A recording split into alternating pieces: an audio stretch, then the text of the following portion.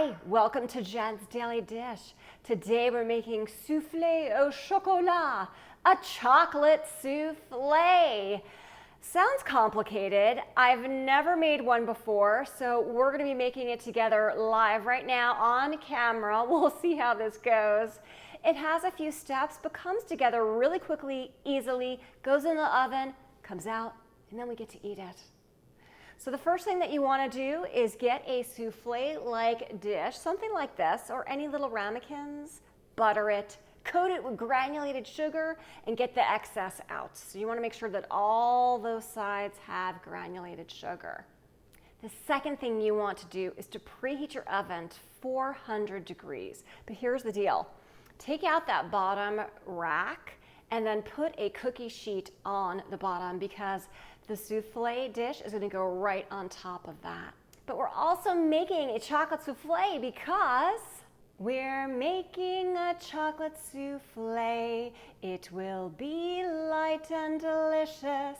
I've never made it before, but here we go.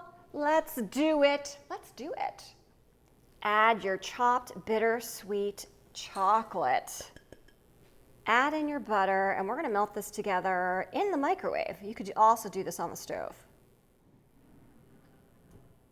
This is after a minute in the microwave, and it looks like it might get to a fully melted state if I just keep mixing it around. Whisk in your egg yolks. The egg yolks and the butter and the chocolate is making a custard-like layer. And your sea salt.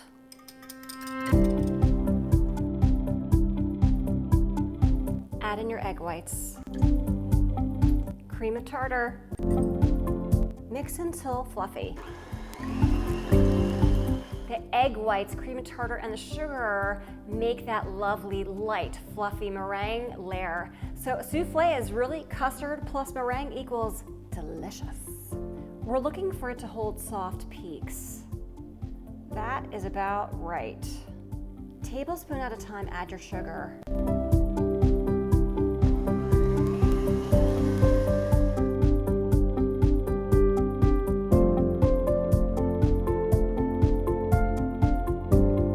We're looking for it to hold stiff peaks. That's pretty good.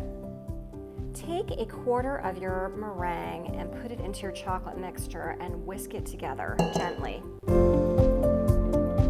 This is just going to lighten it up a bit. In 2 additions, fold in the remaining of your egg whites. So this is half of what remains. And gently fold that in.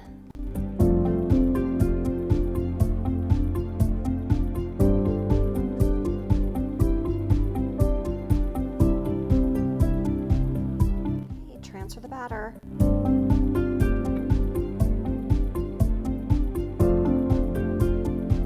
Take your thumb and make a 1/4 inch space between, as best you can, it's kind of getting difficult, between the souffle itself and the dish. We're going to transfer this to the baking sheet and then lower the temperature immediately to 375 degrees. It's going to be in there for 25 to 35 minutes. You want the middle slightly set, but still a little jiggly. Time's up. Let's check it. Oh, see, it's a little jiggly in the middle. That's perfect. Let's take it out. We get to eat this immediately. Look how puffy it got. I think my dish was probably a little big for this recipe because it would have come up higher. But remember, when we started, it was only up to here. So it did puff up quite a bit. And look, it looks perfect. Let's dig into it. Ooh. Ah. Oh, look at that. Oh my, perfect.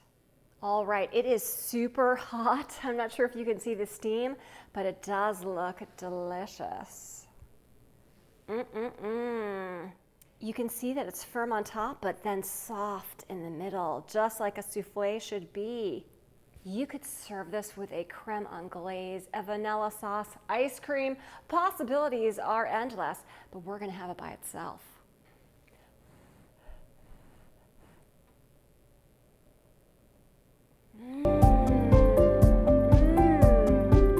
This is souffle heaven. I've had souffles in restaurants. This is great. This is really good. Comparable. You can make your own souffle because I just did for the very first time. Yes, you can. If I can make a chocolate souffle with you watching me live all the way through, so can you. Give it a try. Don't forget to like, subscribe, turn on those notifications, and check me out on Instagram.